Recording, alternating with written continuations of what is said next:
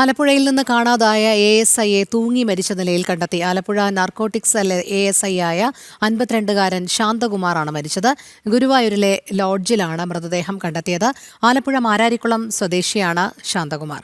സുധീഷ് ഗോപാൽ ചേരുന്നു. സുധീഷ്, പോലീസ് ഉദ്യോഗസ്ഥരുടെ ആത്മഹത്യ അത് ജോലിഭാരം കാരണമാണ് എന്നുള്ള വിമർശനങ്ങൾ ഉയരുന്നുണ്ട്. പലപ്പോഴും ഇത്തരം സംഭവങ്ങൾ ഇങ്ങനെ ആവർത്തിക്കപ്പെടുന്നുണ്ട്. നിലവിൽ ഇപ്പോൾ ആലപ്പുഴയിൽ നിന്ന് കാണാതായ ASIയെ തൂങ്ങി മരിച്ച നിലയിൽ കണ്ടെത്തിയിരിക്കുകയാണല്ലോ.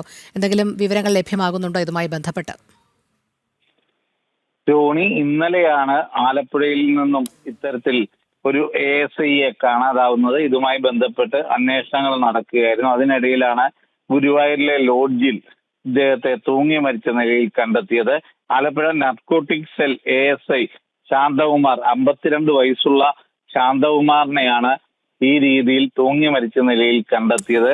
നമുക്കറിയാം, കഴിഞ്ഞ 2-3 ദിവസത്തിനിടെ നിരവധി പോലീസ് ഉദ്യോഗസ്ഥരെയാണ് ഇത്തരത്തിൽ ആത്മഹത്യ ചെയ്യുന്ന നിലയിൽ കണ്ടെത്തിയിട്ടുള്ളത്. ഇതിൽ ഇപ്പോൾ ആലപ്പുഴയിൽ നിന്നുള്ള ശാന്തകുമാറും ഉൾപ്പെടുന്നു എന്നതാണ് ഏറെ വേദനിപ്പിക്കുന്ന ഒരു സംഭവം.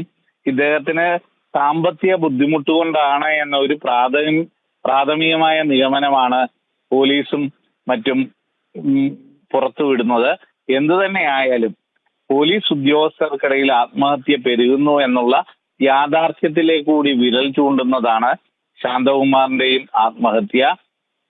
അതുമായി ബന്ധപ്പെട്ട് കൂടുതൽ വിവരങ്ങൾ ഇനിയും പുറത്തു വരേണ്ടതുണ്ട്. എന്തു തന്നെയായാലും ഇന്നലെ കാണാതായ ആലപ്പുഴയിൽ നിന്നുള്ള നാർക്കോട്ടിക് സെൽ ASI ശാന്തകുമാറിന്റെ ആത്മഹത്യാ വിവരമാണ് ഗുരുവായൂരിൽ നിന്നും പുറത്തു വരുന്നത്. രോഹിണി. ശരി, സുധീഷ് ഗോപാലാണ് വിവരങ്ങൾ നൽകിയത്.